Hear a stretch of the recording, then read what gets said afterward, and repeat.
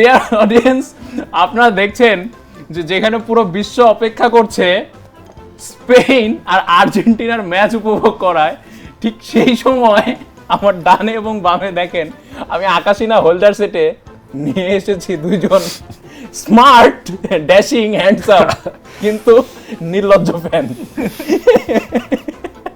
ওনারা ওনাদের রূপে এবং লাবণ্যে কোনো দিক থেকে কম নাই, কিন্তু ওনারা যে এতটাই ডাই হার্ড ফ্যান যে ওনারা যে কোন মুখ নিয়ে এই জার্সি পরে আমাদের সেটে আসছে এবং ওনারা এই রেকর্ড করার জন্য বসছে যে ওনারা আর্জেন্টিনা এবং স্পেনের ম্যাচ নিয়েও কথা বলবে। এবং আচ্ছা, আপনারা তো ভাই আপনারা তো অলরেডি রাউন্ড অফ 16 থেকে বাদ, এই জায়গায় এসে আপনারা কেন মনে করেন যে still you guys deserve to sit here? আচ্ছা, যাই হোক, fun apart, dear audience, Bashundhara medical city presence আকাশিনা হলদা powered by S Rahman properties.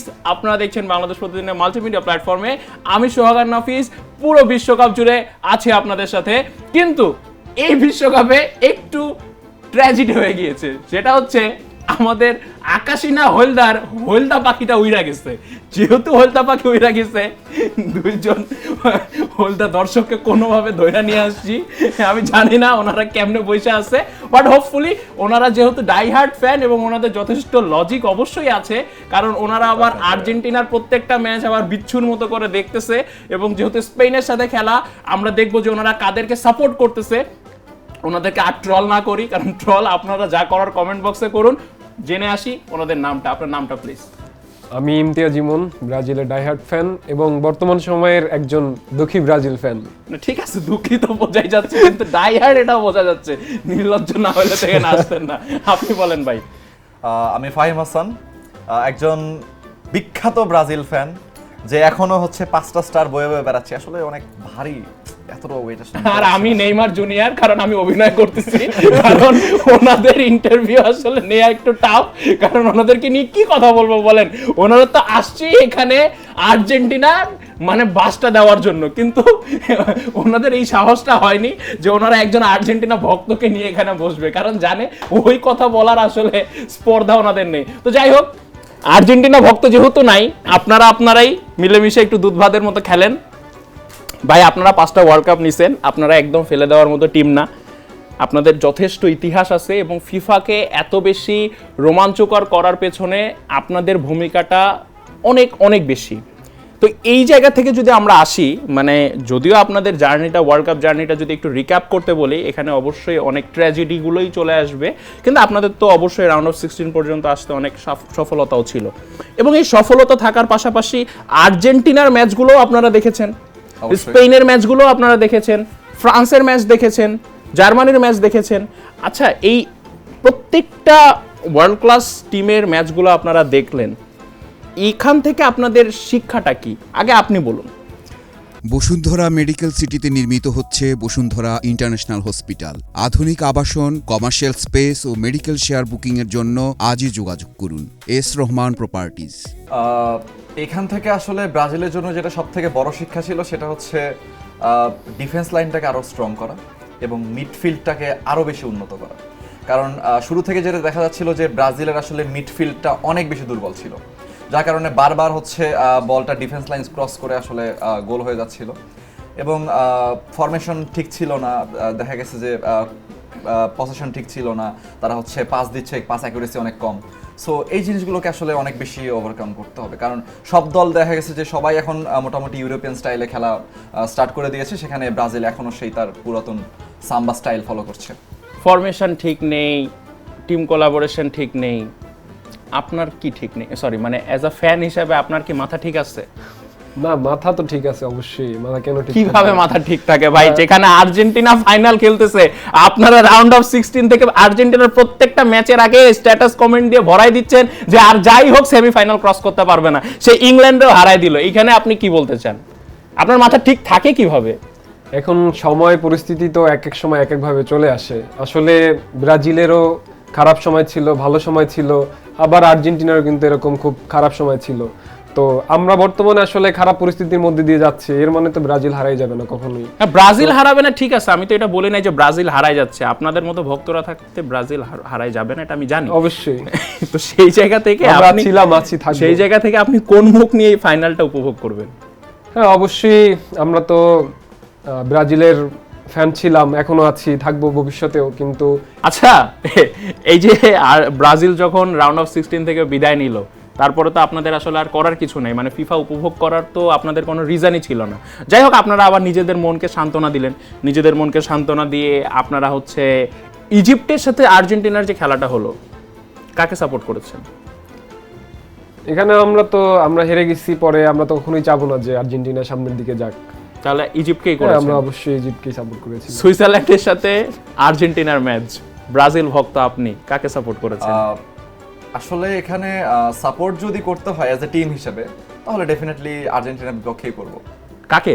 নামটা Definitely বলেন। সুইজারল্যান্ডকে। নাম নিতে মানে দোষ কোথায়? ভয় লাগতেছে? না না, ভয়ের কিছু না, অলরেডি ওটাকেও আর্জেন্টিনা ওভারকাম করে চলে এসেছে। এবার আপনার কাছে প্রশ্ন, ইংল্যান্ড ভার্সেস আর্জেন্টিনা, প্রথম হাফ ভালোই উপভোগ করছেন নিশ্চয়ই, সাপোর্ট কাকে করেছেন? আমরা এখানে অবশ্যই ইংল্যান্ডকে সাপোর্ট করছি। কারণ আপনি কাকে করেছেন? আমি ইংল্যান্ডকে সাপোর্ট করব, কারণ আজ ব্রাজিল ফ্যান হিসেবে আমরা কখনোই তো চাবো না যে আর্জেন্টিনা তারা কিন্তু আর্জেন্টিনা তো ওয়ার্ল্ড কাপে এখন চলে গিয়েছে ফাইনালে। এইটা একটা মানে মিরাকেলের মতো আচ্ছা, হইছে। Spain versus Argentina, the grand final, এবার কাকে সমর্থন করছেন? যেহেতু আমি একজন বার্সেলোনা ফ্যান, সো লামিন ইয়ামালকে সাপোর্ট করব, ডেফিনেটলি স্পেনকে। ডেফিনেটলি স্পেন, উনি বার্সেলোনার ফ্যান। আর আপনি? আমরা আসলে ব্রাজিলের ফ্যান, তো চিরপ্রতিদ্বন্দ্বী আমাদের দলই হচ্ছে আর্জেন্টিনা, ওদের সাপোর্ট তো করা কোনো রিজনই আসে না। এটা আচ্ছা, কেন? শুনেন, এবার একটু মানে রিয়ালিটিতে আসি ভাই। আপনারা কি মনে করতেছেন না যে আপনারা জাতকুফা কেন আমি বলি, এই যে যখন রাউন্ড অফ 16 থেকে আপনাদের টিম বিদায় নিল, ভালো ভালো কথা, টিম বিদায় নিতেই পারে, কিন্তু বিদায় নেওয়ার পরে আপনারা করলেনটা কি? আপনারা সাপোর্ট দিলেন হইতেছে স্পেন রে, আপনারা সাপোর্ট দিলেন হইতেছে পর্তুগাল রে, আপনারা সাপোর্ট দিলেন হইতেছে জার্মানি রে, ইভেন আপনারা লাস্ট মোমেন্টে এসে ইংল্যান্ডও ছাড়েন নাই। এই যে ইংল্যান্ডও যে সাপোর্টটা দিলেন, দিয়ে কি এমন উদ্ধার করলেন? প্রত্যেকটা ভালো ভালো পারফর্ম করা টিমগুলোরে আপনাদের কুফা, আপনারা তো দোয়া করতেছিলেন ঠিক আছে, কিন্তু আপনাদের দোয়া তো বদ্ধ হয়ে পরিণত হচ্ছে। আমাদের দোয়া কবুলের দিকে যাচ্ছিল, কিন্তু আসলে শেষ মুহূর্তে মানে কোন দিকে ডাইভার্ট হচ্ছিল এটাই জানতে মানে চাই। শেষ মুহূর্তে আসলে লাস্ট 3টা ম্যাচে আর্জেন্টিনা খুব ভালো কামব্যাক দিচ্ছে, এইটা আসলে ওদের জন্য খুব একটা প্লাস পয়েন্ট। আর্জেন্টিনা, আচ্ছা উনি বলতেছে আর্জেন্টিনা ভালো কামব্যাক দিতেছে, কিন্তু অনেক দর্শক তো বলে যে আসলে লাস্ট মোমেন্টে ওই যে কি বলে মোবাইলে মেসি হইতেছে টাকাটা যখন পাঠায় দেয়, তখন হইতেছে ডিসিশনটা চলে আসে। এখানে কি মানে আপনার কিছু ধারণা আছে আসলে এটার বিষয়ে? টাকা পাঠানোর বিষয়টা তো আর্জেন্টিনার জন্য নতুন কিছু না, 78-86 থেকেই চলে আসতেছে। সো আসলে এটা আসলে বলাই যায়, কারণ এগুলো নিয়ে অনেক পত্রপত্রিকাতেও লেখা হয়েছে। ইনফ্যাক্ট এটা নিয়ে হচ্ছে ইউরোপীয় ইউনিয়ন হচ্ছে এটা নিয়ে তদন্তও করেছে, এবং এটা নিয়ে অনেক প্রশ্নবিদ্ধও হয়েছে। টাকাটা কি মেসি নিজে পাঠায়? না আসলে টাকা মনে হয় টাকাটা তো আসলে মেসি নিজে পাঠাবে না, প্রিন্টার ওটিপিটা সেটা কার নাম্বার আছে? মেসি এখানে ফোনে আসে নাকি আরো একটা আপনাদের ফোনে বিষয় আসে? যদি আমরা আসলে ইনক্লুড করি, যেমন মানে আর্জেন্টিনা ডিফেন্ডিং চ্যাম্পিয়ন, তো তাদের স্পন্সরশিপ বেশি। এখন ফিফা যদি আমরা খেয়াল করি যে ফিফার যে সভাপতি সে হচ্ছে গিয়ে আর্জেন্টিনান ফ্যান, তো সেই হিসাব করে তাদেরকে একটা প্রিভিলেজ দেয়া, এটা আসলে অবশ্যই মানে হচ্ছে এটা মানে এখানে আবার হচ্ছে রকেট সাইন্স লাগবে না কিন্তু ambassador হচ্ছে ভাই, মেসি। সো আপনারা রেফারিকেও বলেন মেসির ভক্ত, উনি বলতেছে ফিফার প্রেসিডেন্টও মেসির ভক্ত, ইভেন ব্রাজিলের প্রেসিডেন্টকেও আমি বলতে শুনছি যে সেও, তার হাতেও যদি সুযোগ থাকতো সেও মেসিরে ব্রাজিলে খেলাইতো। তাহলে আপনারা চাইতেছেনটা কি বলতে যে পুরো ফিফা মানেই কি এখন মেসি, না কি মানে চাচ্ছেনটা কি? না, মেসি তো একটা ছেলে, এত ছেলে ভক্তরা তো তার প্রেমে পড়ার কথা না, না। এইটা যখন প্লে ছিল তখন প্লের জন্য এরকম অনেক অপরচুনিটি ক্রিয়েট করে দেয়া হয়েছে। এখন মেসির ফর্ম আছে, আর্জেন্টিনার ভালো সময় যাচ্ছে। তো এইখানেই আমি আপনাকে থামাতে চাই, একটু দাঁড়ান। আপনি বলতেছেন যখন পেলে ছিল তখন পেলের জন্য ফিফা অপরচুনিটি, আপনি কিন্তু অনেক বড় একটা দাবি করে যাচ্ছেন এই মঞ্চে। আপনাকে কিন্তু মনে রাখতে হবে আকাশিনা হলদার মঞ্চে কিন্তু অনেক দর্শক দেখে। আপনি যে আজকে এই কথাটা বললেন যে ফিফা মেসির জন্য, যে না ফিফা মেসির জন্য যে কাজ করে গেছে এটা পেলের জন্য করছে। ভাই আপনি টার্ন করে আপনাকে একটা জিনিস বুঝাই। আপনি টার্ন করেন না, আপনি এখানেই থাকেন। শুনেন, পেলের মতো একটা মানে রিমার্কেবল Legends. প্লেয়ারকে লেজেন্ড Legendary আপনি player. বলতেছেন, ইভেন মেসিও লেজেন্ড, কিন্তু আপনি এটা আজকে ডিফেন্ডিং বললেন- চ্যাম্পিয়ন যখন হয় তখন শুনেন ভাই, ফিফা চায় শুনেন। যে ওইটা আরেকবার আসুক, তারা ঠিক আসুক আছে, আবার, আমার কোনো সমস্যা তখন নাই। এই অপরচুনিটি গুলো দেয়া হয়। আপনি অ্যাজ আ ভক্ত যা ইচ্ছা অ্যালিগেশন দিতে পারেন, কিন্তু আপনি নিজের টিমের যে অ্যালিগেশনটা দিলেন, আপনার যেখানে 5টা স্টার, আপনি তাহলে বলতে চাচ্ছেন পেলের হাত দিয়ে 2টা স্টার আসছে, 2টা ট্রফি আসছে, তার মানে আপনি বলতে চাচ্ছেন এই 2টা ট্রফিও ভুয়া, না না, 3টা ট্রফি আসছে, এই 3টা তিনটাই ট্রফি ভুয়া। নো নো নো, তাহলে আপনি তো এটাই বলতে চাচ্ছেন, তার মানে তো আপনাদের আসলে মোট ট্রফি হওয়ার কথা 2টা না। আপনি বলেন, আপনারই আসলে দলের হচ্ছে- সমর্থক যে আজকে এই কথাটা বললো, উনি মুখ ফসকে কি সত্য কথা বের করে দিল? না আসলে আমি বুঝাতে তার চেয়েছি- হয়তো বা বুঝতে সমস্যা বা বুঝতে আপনারা ভুল বারবার হয়েছে। আর্জেন্টিনাকে এই দোষ দেন যে মেসি রেফারি কিনে নিছে, মেসির মোবাইল দিয়ে লাস্ট মোমেন্টে টাকা চাইতে দেরি হয়েছে দেখে একটু পেনাল্টি আসতে দেরি হয়েছে। ইভেন আপনারা এটাও বলছেন যে 2022 সালেও মেসিরে সাপোর্ট দেওয়া হয়েছে, 2026 সালেও এবার ওয়ার্ল্ড কাপ মেসি জিতবে এবং এটা ফিফা কারসাজি করতেছে। উনি বলতেছে যে পেলেকেও এই মানে সুবিধা দেওয়া হয়েছে, তাহলে তো মেসির দোষ নাই, তাহলে আর্জেন্টিনার কেলেঙ্কারির ইতিহাসটা তো এখন আসলে নিয়ে তাহলে তো আসতেই হয়। আপনাদেরও কেলেঙ্কারি আছে। আমাদের তো আচ্ছা, কেলেঙ্কারি নাই। আচ্ছা, না না না, আর্জেন্টিনা- কেলেঙ্কারি নাই, তাহলে আপনি বললেন যে ফিফা সাপোর্ট দিছে, না না না না, এটা যারা ডিফেন্ডিং চ্যাম্পিয়ন হয় ওদেরকে একটা প্রিভিলেজ দেয়া হয়। প্রিভিলেজ দেয়, তাহলে তো এবার আর্জেন্টিনা এটা প্রিভিলেজ মানে- পাচ্ছে। শুনেন, আর্জেন্টিনাও তো ডিফেন্ডিং চ্যাম্পিয়ন, তাহলে আর্জেন্টিনা যে প্রিভিলেজ পাচ্ছে এটা তো ঠিকই আছে, এটা এটা তো তো কোনো আমি সমস্যা দেখি না। আপনার কথা অনুযায়ী, আপনার গোল logic হয়ে গেলে অনুযায়ী- সেটা 1 মিনিট পরে বাতিল হয়ে যায়। আপনার লজিক তারপরে অনুযায়ী আমি আসলাম, তাহলে আপনারা কেন বারবার আর্জেন্টিনাকে ট্রল করতেছেন, কেন বারবার মেসিকে ফিফা বয় বলতেছেন? তাহলে পেলেকেও তো ফিফা বয় বলা উচিত। আপনারা যখন ডিফেন্ডিং, আপনারা তো 5 বার ওয়ার্ল্ড কাপ নিছেন, আর্জেন্টিনার তো এতগুলো এক্সপেরিয়েন্স ছিল না, তাহলে আর্জেন্টিনাকে আজকে কলঙ্কের ভার এতটা নিতে হচ্ছে কেন? আর্জেন্টিনাকে কলঙ্কের ভার নিতে হয় কারণ হচ্ছে কি, আমরা যদি 1978 দিকে এর একদম। যদি হচ্ছে ওয়ার্ল্ড কাপটা দেখি, 78 সালের ওয়ার্ল্ড কাপের ফাইনালে 95 হচ্ছে বিশ্বকাপ। আর্জেন্টিনা যেটি করেছিল সেটি হচ্ছে ডাচ ফুটবলকে অলমোস্ট কিনে নেওয়া বলা চলে, ওয়ান কাইন্ড অফ। তারা করেছিল কি, যে ক্যাপ্টেন যেন লাস্ট মোমেন্টে লাস্ট ফাইনাল না খেলতে পারে, তার জন্য তাকে থ্রেড দিয়ে, ওয়ান কাইন্ড অফ তাকে হুমকি ধামকি দিয়ে তাকে ফাইনাল খেলতে ভাই দেওয়া আমি হয়। বুঝতে পারছি, আপনারা এবং- আর্জেন্টিনারে এবং- মাফিয়া বানাই দিবেন, মেসিরে মাফিয়া বানাই দিবেন, সবাই এখন মাফিয়া। আপনারা কোন দিক থেকে মাফিয়ার চেয়ে কম? কিন্তু আপনারা এখন ফেল মারতেছেন কেন? 5টা নেওয়ার পরে কি মানে ফিফার সাথে আপনাদের চুক্তি শেষ, নাকি আপনাদের ব্যাংক ব্যালেন্স খালি হয়ে গেছে? হয়তোবা আমাদের কামব্যাক সামনে আসবে। ও মানে আপনারা এখন ব্যবস্থা করতেছেন যে মানে কিভাবে আমাদের bank আসলে balance গুছানো যায়। মানে লাস্ট যে আপনি কত টাকা পাঠাইছেন ফিফাকে না, এবার? আমরা কেন টাকা- ব্রাজিলের গোল যেন আমরা- বৃষ্টি আমরা হয়। টাকা পাঠাবো না, আমরা লয়াল থাকি সব সময়। ভাই, আমরা আপনি দিছেন?